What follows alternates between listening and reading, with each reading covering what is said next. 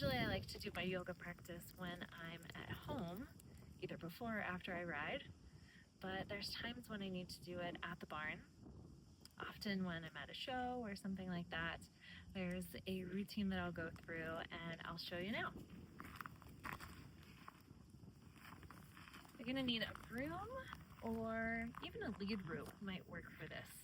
You'll take it up overhead and make sure that your arms are straight.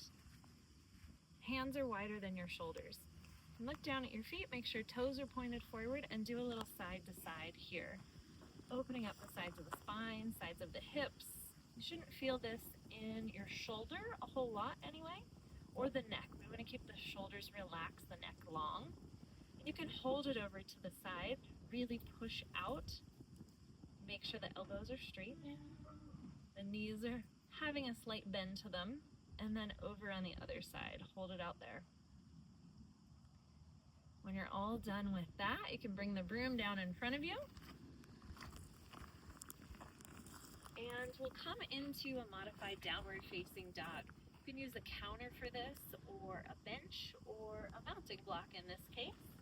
And you'll place your hands on the edge. You're gonna walk your feet back so that your knees are bent and you're reaching your hips back. Really lengthen out through your spine. And you can pedal your feet. Lift the heels up and down, wiggle through the hips and the knees. And eventually look forward between the hands and really press back with the hips and forward with the chest. You're looking forward the whole time. And then you can walk your feet back in. You just hold that for a few breaths. You can always come back to it if it felt really good.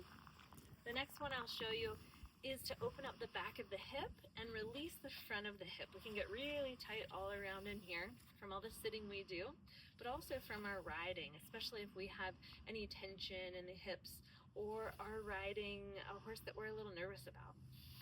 So to do this, you'll grab behind one knee, lift up that leg, lift up the foot, and have the knee over the ankle.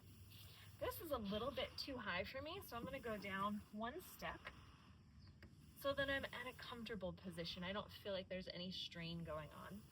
So knee over ankle, ankle under knee. The whole foot is on the block. You could do this on a bench too, instead of a mounting block. You're going to reach back through the hips and fold over. Your belly and thigh come together. Your knee and your armpit come together. The arms and head hang. You could stay here for a while, but if you're trying to keep things moving, you have other things to do. You'll press down gently, grab behind the knee, go really soft as you set the foot down, like you're absorbing that shock before you stand up. And we'll do it on the other side. Grab the other knee, step the foot up onto the block, knee over ankle, send the sitting bone back, stick your butt out. Drop the arms, the head, and release. Your leg is supporting your upper body.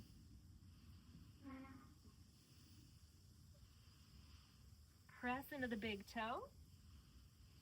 And then look out to come all the way up. And remember, softness is key here. Grab the back of the knee, set it down gently, stand up slowly. See where you feel a little more softness, a little more opening.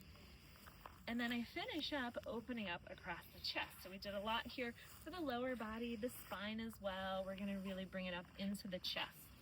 So I'm gonna use a wall and place the pinky side of my hand against that corner.